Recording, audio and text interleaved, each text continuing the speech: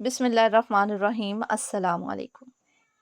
ज़रा एक लम्हे के लिए अपने आप से एक सवाल कीजिए, क्या आप भी उन लोगों में से हैं जो रोज़ाना सैकड़ों बल्कि हज़ारों मरतबा अस्तगफिरुल्लाह पढ़ते हैं, लेकिन फिर भी ज़िंदगी वैसी ही है? रिज़्क में तंगी, कर्ज़ ख़त्म नहीं होते, कारोबार आगे नहीं बढ़ता और नौकरी नहीं मिलती, और हर महीने के आखिर में जेब पहले से ज़्यादा खाली महसूस होती है। कभी कभी तो दिल में ये सवाल भी आता है कि या अल्लाह, मैं तो अस्तगफार भी करता हूँ, फिर मेरे हालात क्यों नहीं बदल रहे? अगर आपके दिल में कभी ये सवाल आया है, तो आज की वीडियो आखिर तक ज़रूर देखिए, क्योंकि शायद मसला आपकी इस्तगफार की तादाद में नहीं, बल्कि इस्तगफार करने के तरीके में है।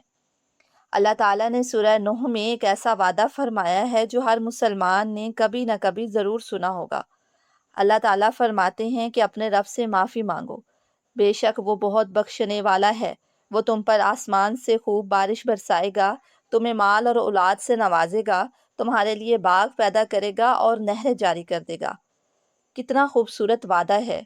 अस्तगफार और फिर रिज्क, बरकत, रहमत, नेमतें। लेकिन सवाल फिर वही रह जाता है, अगर वादा सच्चा है और यकीनन अल्लाह का हर वादा सच्चा है, तो फिर हज़ारों लोगों की ज़िंदगी क्यों नहीं बदलती? आखिर वो कौन सी चीज़ है जो इस वादे और हमारी हकीकत के दरमियान खड़ी है? आज मैं आपको एक ऐसी मिसाल देती हूँ जो शायद आप कभी ना भूलें। फ़र्ज़ करें कि आपके घर के सामने पानी की एक बहुत बड़ी टैंकी रखी है।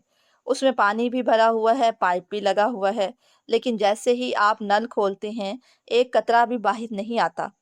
अब आप क्या करेंगे?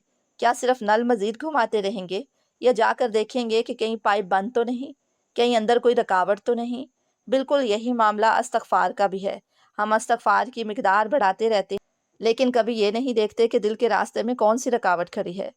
शैतान भी यही चाहता है। वो आपको इस्तग़फ़ार से नहीं रोकेगा, बल्कि कभी-कभी वो चाहेगा कि आप सिर्फ़ ज़ुबान से इस्तग़फ़ार करते रहें और दिल वैसा ही रहे।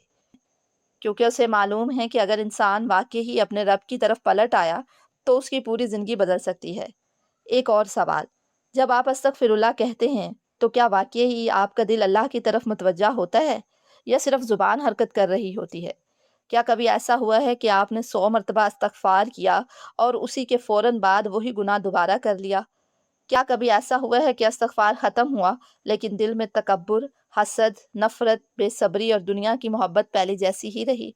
अगर ऐसा है, तो शायद अल्लाह आपको एक पैगाम देना चाहता है। वो ये कि मेरे बंदे, मुझे तुम्हारी आवाज़ से ज़्यादा तुम्हारा दिल चाहिए। याद रखिए, इस्तग़फ़ार सिर्फ़ एक जुमला नहीं, ये एक ऐलान है। ये अपने रब के सामने ये मान लेना है कि या अल्लाह, मैं गलत था, मैं कमज़ोर, और मेरे पास तेरे सिवा कोई पनाह नहीं।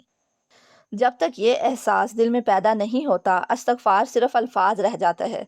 और जब ये एहसास पैदा हो जाए, तो कभी-कभी एक सच्चा अस्तग़फ़िरुल्लाह हज़ार बेध्यानी से पढ़े गए इस्तग़फ़ार से ज़्यादा कीमती हो जाता है। लेकिन यहाँ एक और राज़ है, ऐसा राज़ जिसे जानने के बाद शायद आपका इस्तग़फ़ार कभी पहले जैसा ना रहे। वो राज़ क्या है? क्या कोई ऐसा अमल है जो हमारे इस्तग़फ़ार को बेअसर कर देता है? क्या कुछ गुनाह ऐसे हैं जो रिज़्क़ के दरवाज़ों के दरमियान दीवार बन जाते हैं? और क्या वजह है कि बाज़ लोगों का एक सच्चा आंसू सालों की बंदिशें ख़त्म कर देता है, जबकि बाज़ लोग बरसों इस्तग़फ़ार करते रहते हैं और उन्हें कोई तब्दीली महसूस नहीं होती? फिर सवाल ये पैदा होता है कि अगर वादा सच्चा है, तो हमारी ज़िंदगी क्यों नहीं बदल रही? इसका जवाब एक लफ्ज़ में है, इखलास। ज़रा अपने आप से एक सवाल कीजिए, अगर कोई शख्स बार बार माफ़ कर दो कहे, लेकिन उसके दिल में ना शर्मिंदगी हो, ना गलती छोड़ने का इरादा, और ना ही माफ़ी की कदर, तो क्या उसकी माफ़ी मांगना वाकई ही माफ़ी मांगना कहलाएगा? शायद नहीं। बिल्कुल यही मामला इस्तग़फ़ार का भी है। कभी कभी हमारी ज़ुबान अस्तग़फ़िरुल्लाह कह रही होती है, लेकिन दिल अभी भी दुनिया में गुम होता है। हम गिनती पूरी कर रहे होते हैं, लेकिन तौबा नहीं कर रहे होते। उलमा कराम फरमाते हैं कि हकीकी इस्तग़फ़ार के 3 सतून हैं। पहला, गुनाह पर सच्ची नदामत। दूसरा, उसी वक्त गुनाह छोड़ देना। और तीसरा, दोबारा ना करने का पक्का इरादा। अगर ये 3 चीज़ें मौजूद नहीं, तो इस्तग़फ़ार सिर्फ़ अल्फ़ाज़ रह जाता है। सोचिए, अगर एक बच्चा रोज़ अपने वालिद से कहे, अब्बू मुझे माफ़ कर दें, और फिर रोज़ वही गलती जानबूझकर दोहराता रहे, तो आखिर एक वक्त आएगा जब वालिद कहेंगे, बेटा मुझे सिर्फ़ तुम्हारे अल्फ़ाज़ नहीं, तुम्हारी नीयत चाहिए। अल्लाह ताला तो अपने बंदों पर वालिदैन से भी ज़्यादा मेहरबान है, लेकिन अल्लाह भी दिलों की कैफ़ियत देखते हैं। ایک اور بہت بڑی غلط فہمی، ہم سمجھتے ہیں کہ استغفار ایک وظیفہ ہے، حالانکہ استغفار ایک واپسی ہے، اللہ کی طرف واپسی، اپنے اصل کی طرف واپسی، اپنے رب کے سامنے جھک جانے کا نام۔ جب بندہ سچے دل سے کہتا ہے یا اللہ میں تھک گیا ہوں، میں اپنی غلطیوں سے ہار گیا ہوں، مجھے اپنی رحمت میں واپس لے لیجئے، تو یہی وہ لمحہ ہوتا ہے جہاں سے تبدیلی شروع ہوتی ہے۔ لیکن ایک سوال، اگر کوئی شخص استغفار بھی کرے اور ساتھ ہی حرام کمائی بھی جاری رکھے، لوگوں کا حق بھی کھائے، جھوٹ بھی بولے، نماز کو بھی نظر انداز کرے اور پھر کہے یا اللہ میرا رزق کیوں نہیں بڑھ رہا، تو کیا مسئلہ استغفار میں ہے یا زندگی کے باقی اعمال میں؟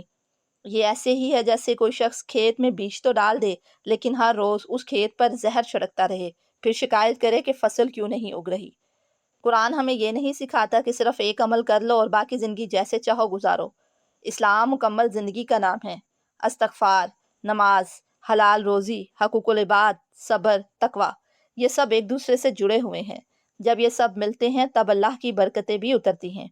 اور یاد رکھیں، رزق صرف پیسے کا نام نہیں۔ کئی لوگ کروڑ پتی ہوتے ہیں لیکن رات کو سکون کی نیند نہیں سو سکتے۔ کئی لوگوں کے پاس بڑی گاڑی ہوتی ہے لیکن گھر میں محبت نہیں ہوتی۔ کئی لوگوں کے پاس دولت ہوتی ہے لیکن صحت نہیں ہوتی۔ اصل رزق وہ ہے جس میں برکت ہو، کم ہو لیکن کافی ہو، تھوڑا ہو لیکن دل کو سکون دے۔ شاید اسی لیے کچھ لوگ کم کماتے ہیں لیکن ہمیشہ مطمئن رہتے ہیں، اور کچھ لوگ بہت کماتے ہیں پھر بھی ہر وقت خوف، پریشانی اور بے برکتی کا شکار بھی رہتے ہیں۔ فرق صرف آمدنی کا نہیں، فرق برکت کا ہے، اور برکت وہاں آتی ہے جہاں دل اللہ کی طرف سچا ہو۔ لیکن ابھی بھی ایک بہت بڑا راز باقی ہے، ایسا راز جس کی وجہ سے ہزاروں لوگوں کی دعائیں قبول ہونے میں دیر ہو جاتی ہے اور استغفار کا اثر بھی فوراً ظاہر نہیں ہوتا۔ وہ راز ہے گناہوں کی وہ دیواریں جنہیں ہم گناہ ہی نہیں سمجھتے، حقوق العباد، والدین کی ناراضگی، حرام کمائی، اور وہ چھوٹے چھوٹے گناہ جنہیں ہم معمولی سمجھ کر نظر انداز کر دیتے ہیں۔ لیکن اب سوال یہ ہے کہ اگر کوئی شخص واقعی استغفار بھی کرتا ہے پھر بھی رزق میں کشادگی محسوس نہیں ہوتی تو اس کی کیا وجہ ہو سکتی ہے؟ آئیے قرآن اور سنت کی روشنی میں چند اہم رکاوٹوں کو سمجھتے ہیں۔ پہلی رکاوٹ، حرام کمائی۔ سوچئے، اگر ایک برتن گندا ہو اور آپ اس میں خالص پانی ڈال دیں تو کیا پانی صاف رہ جائے گا؟ بالکل نہیں۔ اسی طرح اگر کمائی میں سود، دھوکہ، رشوت، جھوٹ، ناپ تول میں کمی یا کسی کا حق مارنا شامل ہو تو صرف زبان سے استغفار کافی نہیں، پہلے برتن کو بھی صاف کرنا ہوگا۔ اللہ تعالیٰ پاک ہیں اور پاکیزہ چیز ہی قبول فرماتے ہیں، اسی لیے اپنے آپ سے پوچھیں کیا میری روزی واقعی حلال ہے؟ دوسری رکاوٹ، حقوق العباد۔ بعض اوقات ہم اللہ سے معافی مانگتے رہتے ہیں لیکن بندوں کے حقوق ادا نہیں کرتے، کسی کا قرض واپس نہیں کیا، کسی کی دل آزاری کی، کسی کی غیبت کی، کسی پر ظلم کیا، اور پھر توقع رکھتے ہیں کہ ہمارے لیے آسمان کے دروازے فوراً کھل جائیں۔ اگر آپ کو یاد ہو کہ آپ نے کسی کا حق دبایا ہے تو آج ہی اس کی تلافی کرنے کی نیت کریں۔ کبھی کبھی ایک معافی، ایک واپس کیا ہوا حق، ایک سچا اعتراف ان برکتوں کا سبب بن جاتا ہے جن کا انسان برسوں سے انتظار کر رہا ہوتا ہے۔ تیسری رکاوٹ، گناہ کو معمولی سمجھنا۔ شیطان ہمیشہ بڑے گناہوں سے حملہ نہیں کرتا، کبھی وہ چھوٹے گناہوں کو معمول بنا دیتا ہے۔ جھوٹ، غیبت، حسد، نگاہوں کی بے احتیاطی، وقت کا ضیاع، نماز میں سستی، یہ سب آہستہ آہستہ دل پر اثر ڈالتے ہیں۔ پھر انسان کہتا ہے میں تو استغفار کرتا ہوں، پھر بھی دل سخت کیوں ہے؟ کیونکہ دل کو صرف استغفار کی آواز نہیں، اطاعت کی روشنی بھی چاہیے۔ چوتھی رکاوٹ، صرف نتیجہ چاہنا، اللہ نہیں۔ یہ شاید سب سے خطرناک بات ہے۔ کبھی کبھی ہم استغفار اس لیے کرتے ہیں کہ ہمیں پیسے مل جائیں، کاروبار چل پڑے، نوکری مل جائے، مسئلہ حل ہو جائے، لیکن اللہ ہمیں وہ سب نہ دے تو ہمارا استغفار بھی کم ہو جاتا ہے۔ سوچئے، کیا ہم اللہ کو چاہتے ہیں یا صرف اللہ کی نعمتوں کو؟ جب بندہ اللہ کو نعمتوں سے زیادہ چاہنے لگتا ہے تب اللہ اس کے دل میں ایسا سکون عطا فرماتا ہے جو دنیا کی کسی دولت سے نہیں خریدا جا سکتا۔ فرض کریں ایک شخص روزانہ دروازہ کھٹکھٹاتا ہے لیکن جیسے ہی اندر سے آواز آتی ہے اپنے جوتے باہر اتار کر آؤ، وہ کہتا ہے نہیں، میں جوتے بھی نہیں اتاروں گا لیکن دروازہ ضرور کھولو۔ کیا دروازہ کھلے گا؟ بالکل نہیں۔ استغفار بھی ایسا ہی ہے۔ اگر ہم گناہوں کو مضبوطی سے پکڑے رکھیں اور صرف الفاظ سے ہی معافی مانگتے رہیں تو ہمیں اپنے دل کا بھی جائزہ لینا چاہیے۔ یاد رکھیے، اللہ کی رحمت سے کبھی مایوس نہ ہوں۔ اگر آپ نے 1000 بار گناہ کیا ہے اور 1000ویں بار بھی سچے دل سے توبہ کی تو اللہ کی رحمت اس سے کئی زیادہ وسیع ہے۔ اصل سوال یہ نہیں کہ آپ کتنی بار گرے، اصل سوال یہ ہے کہ آپ ہر بار کس کی طرف لوٹے۔ اگر جواب ہے اللہ کی طرف تو امید کبھی ختم نہیں ہوتی، لیکن ایک سوال ابھی باقی ہے۔ اگر حقیقی استغفار یہی ہے تو پھر ایسا استغفار کیسے کیا جائے جو دل کو بدل دے، زندگی میں برکت لے آئے اور انسان کو اپنے رب کے قریب کر دے؟ اگر آپ یہاں تک پہنچ چکے ہیں تو میں چاہتی ہوں کہ اگلے چند لمحوں کے لیے ہر کام چھوڑ دیں، اپنا فون ایک طرف رکھ دیں، دل کو خاموش کر دیں اور صرف ایک سوال اپنے آپ سے پوچھیں: اگر آج میری اللہ سے ملاقات ہو جائے تو کیا میرا دل مطمئن ہوگا؟ شاید ہم میں سے اکثر کا جواب نہیں ہوگا، اور یہی احساس حقیقی استغفار کی ابتدا ہے۔ ہم نے پوری ویڈیو میں ایک بات سیکھی ہے: اللہ نے کبھی یہ وعدہ نہیں کیا کہ صرف زبان ہلانے سے زندگی بدل جائے گی، بلکہ قرآن ہمیں یہ سکھاتا ہے کہ جب بندہ صدق کے دل سے اپنے رب کی طرف پلٹتا ہے تو اللہ اس کے لیے ایسے راستے کھول دیتا ہے جن کا وہ تصور بھی نہیں کر سکتا۔ کبھی رزق میں برکت آتی ہے، کبھی دل کو سکون ملتا ہے، کبھی گھر کے حالات بدل جاتے ہیں، اور کبھی وہ مصیبت ٹل جاتی ہے جس کا انسان کو علم بھی نہیں ہوتا۔ اللہ کی رحمت صرف اس چیز میں نہیں جو ہمیں مل گئی، بلکہ اس چیز میں بھی ہوتی ہے جس سے اللہ نے ہمیں بچا لیا۔ تو پھر سچا استغفار کیسے کریں؟ پہلا قدم: اپنے گناہ کو پہچانیے۔